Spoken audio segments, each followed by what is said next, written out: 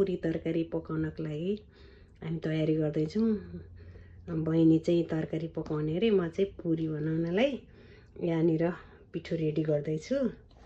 अब एकछिनमा पुरी पिठो तयारी गरेको। यहाँ चाहिँ अलिकति नुन र अलिकति चिनी हालेर चाहिँ अलिअलि गुलियो बनाउने योजनामा यसरी चिनी अलिकति अनि यसलाई घोलेर चाहिँ यसरी घोलेर पुरीको डो तयार पार्दैछु। चिनी र नुनलाई घोल्ने अनि लगाउने डो बनाउने पुरीको। यसरी हल्का मनतातो पानीमा चिनी र नुन मिसाएर यसरी मुस्ने भयो।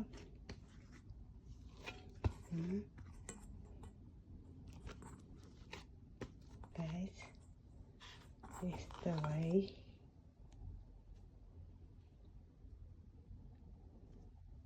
फाइनली डो तयार भयो गाइस। मैले तरकारी पकाएँ, मैले पुरी यहाँ रेडी गर्दैछु। डो यहाँ अब बनाउने डो बहिनीले बेल्दैछन् पुरी। कस्तो हुँदैछ? गोलो भयो? एकदम भयो हो गोलो। योभन्दा के चाहियो र? आटाको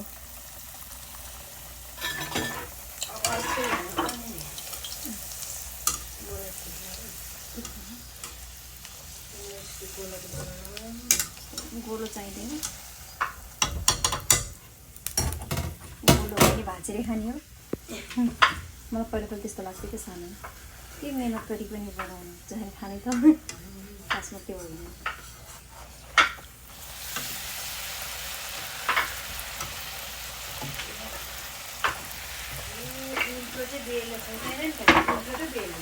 त्यही भएर त बहिनी भेटेन आउँदैछ। के हुँदैन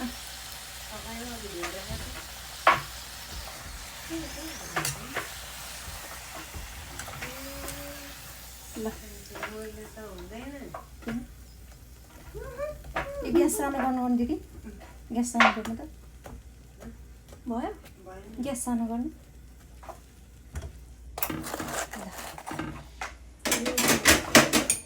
पानी पुगेछ है। ल भयो पाक्नु बेर पाक्नु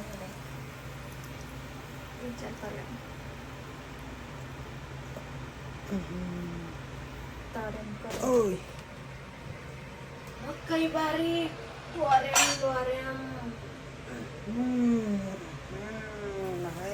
ल गाइस खतरा हाय यस्तो भयो। खतरा फुल्यो।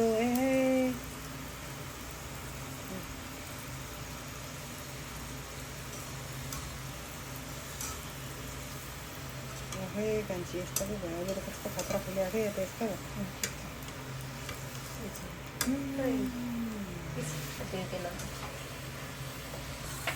खतरा फुल्यो कि वाउ।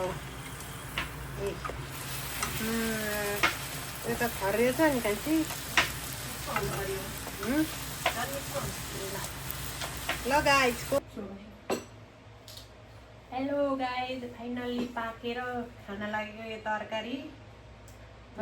यो मोही बनाएको पुरी टाढा भएको धेरै नै। ल तपाईँहरूको लागि फाइनल्ली ल खाना रेडी भयो। पानी नखाने पानी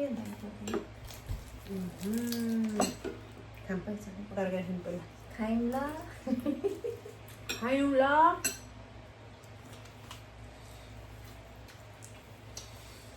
खाएको ल। कस्तो भयो? नुन रहेछ। कस्तो मिठो भयो। बहिनीले बनाएको तरकारी।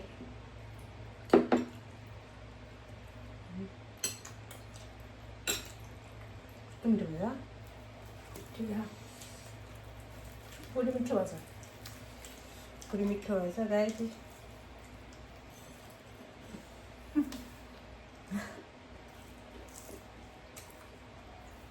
यो खाइसक्नुपर्छ नि। हाम्रो जानालाई चाहिँ मान्नुपर्छ।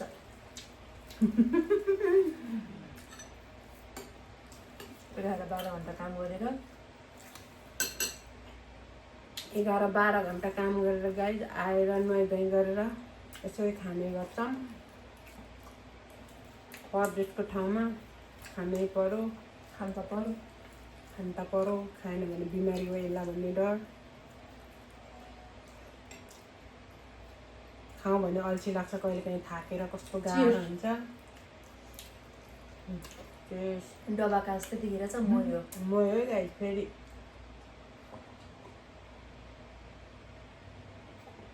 अहिले हामीलाई पनि हो दामी नि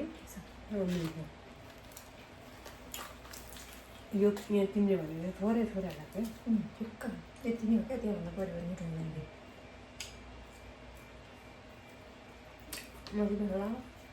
मलाई मिठो लाग्यो। तपाईँलाई कस्तो लाग्यो? मलाई त अलवेज नि मलाई नमिठो होइन, मलाई हुँदैन।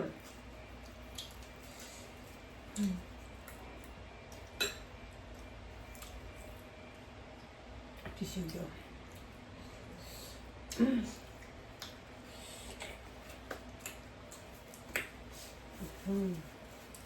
जामर चल्यो भने एकछिनमा आधा घन्टामा जे नि बढाएर जान्छ हिँड्दै चाहिँ। यस्तो बेर निकाल्ने सिँगै हो के, सिँगै धेरै यस्तो गरेर यस्तो खाँदै यस्तो गर्ने। पहिला कलेज पढ्ने बेलामा यति तरकारी त किन आउँथ्यो र? खुर्सानी छ तरकारीमा निकाल्नु डराएको थियो उतिर बसेछ। ठिक छ कुरो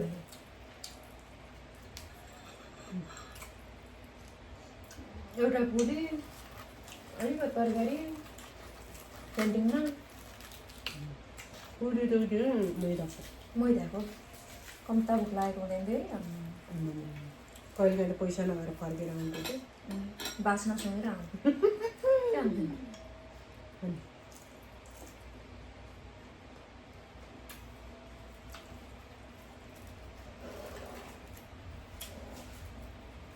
अहिले रुच्दैन त्यतिखेर पाएन के हो त्यस्तै हो। झन् पछि रुच्दैन। त्यही भएर खानु मन लाग्छ चाहिँ खाइहाल्नु। भोलि भन्ने नि होइन, आजै खानु।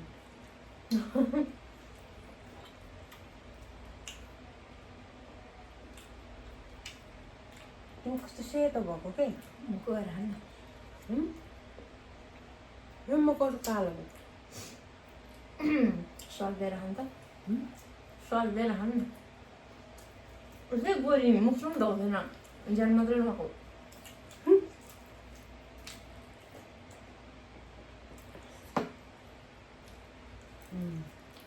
जान खाएर यस्तो के यस्तोले पुग्छ होला। छ्या ओइ सानोमा यस्तो गरेको याद छ? धेरै यस्तो त हो नि। यस्तोमा यस्तोको सर्टमा कालो हुने छ।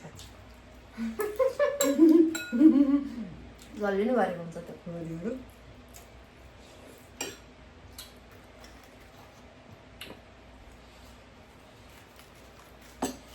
तर नेपालमै खाए जस्तो भयो। कस्तो मिठो भएछ, छोरी त मिठो भएछ।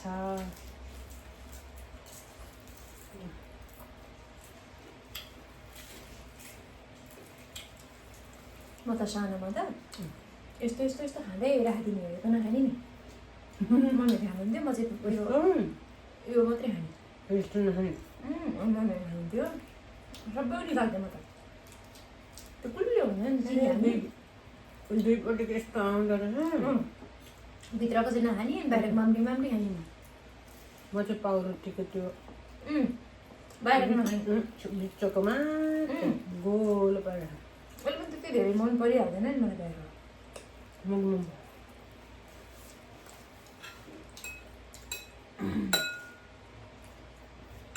पाउरोटी थाहा तपाईँलाई नकाटेको आउँछ नि तर होइन आउँछ, मिठो बास्ना गर्ने हो। अहिले नै आउँछ उसमा गयो भने, कारखाना गयो भने। मिठो हुन्छ। अहिले भर्खरै बनाएको ल्याउनु पर्छ, कस्तो मिठो हुन्छ, तातो तातै। एउटा सिँगै गरौँ न। मम्मी त खाइन्छ त अब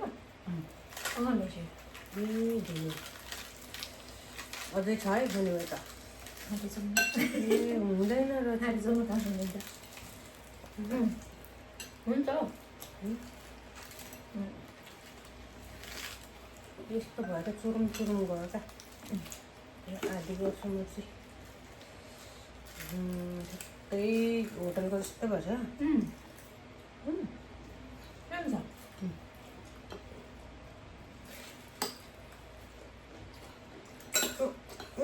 प्लेटमा एकदमै आउँदैन थियो है सबैले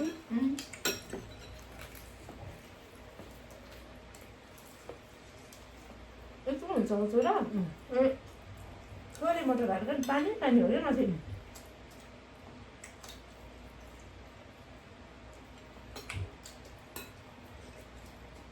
अनि जेरी सरी खा जेरी भित्र हाल्ने इस्टामा अनि बेटाएर खाने तर म खाँदैन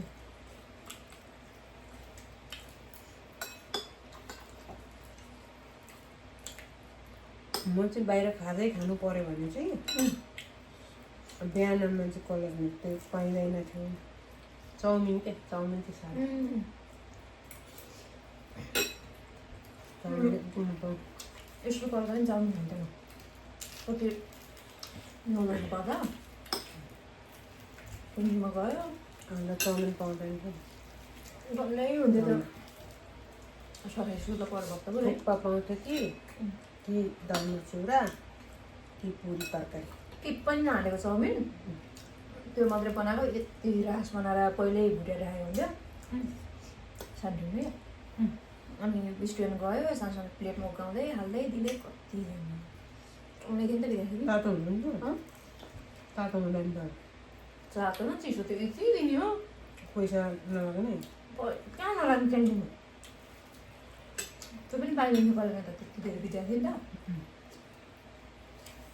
पुरी हुन्थ्यो मजाले भएर फेरि काँटा चम्चा हेरेर फोहोर लाग्ने क्या सबैभन्दा घिनलाग्ने मलाई यस्तो मात्रै फोहोर देख्यो भने अनि खाना त भन्दैन मलाई क्यान्टिनमा काँटा मात्रै माटो माटो जस्तो हाम्रो गाउँमा त क्यान्टिन त के हुन्थेन हामी पाउँदैन त हुन्थ्यो स्कुलको छेउछाउमा होटल होटल त्यही घर छेउ घर के स्कुल छेउतिर घर हुँदैन अनि त्यहीको आन्टीहरूले यसो स्कुलहरूलाई के सधैँको लागि होइन त्यो दिउँसो खाजाको लागि हाम्रो गाउँको स्कुलको छेउमा त्यस्तो हुन्थ्यो थुक्पा मिठो पाउँदो रहेछ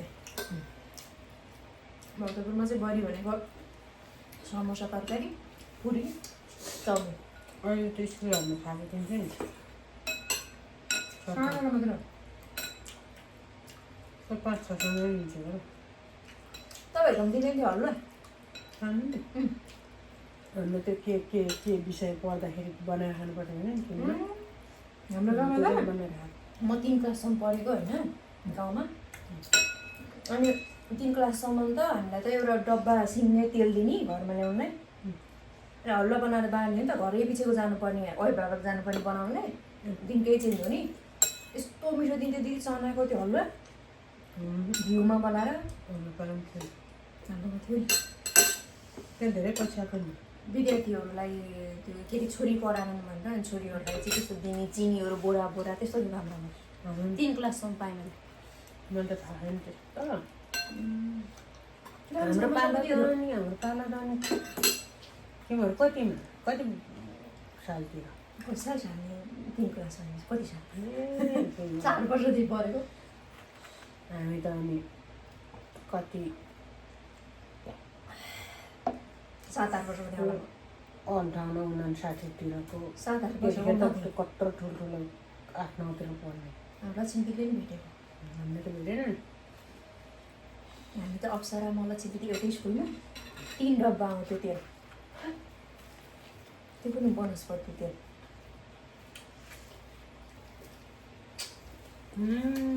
छोरी पढाउनु छोरी त्यस्तो थियो त नि सरकारी स्कुलमा दिन्थ्यो नि बोर्डिङ त अहिले त खाजा त दिन्छ हो खाएन म कुनैमा दिँदैन र कुनैमा खान्छ त्यसमा पनि दिँदैन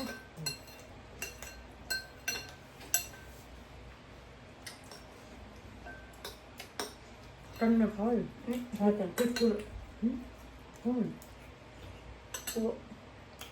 तिमीले कति खाना भएको भए थिएन नि कहिलेदेखि खाना लगाएर ल गाइस फाइनल्ली हामीले खाइसक्यौँ पुरी टाकटुक पार्यौँ हामीले। टाकटुक पार्यौँ छैन मन छ अलिकति त्यो सिद्ध्याउनु। सिकाइदिन्छु। अब पेट ठुलो भयो अब हिँड्न जाने हामी चाहिँ है लागौँ अब आधा घन्टाको लागि। ल बाई बाई साथीहरू, गुड बाई नाइट। बाई फेरि भेटौँला गुड नाइट। अर्को ब्लगमा। By by.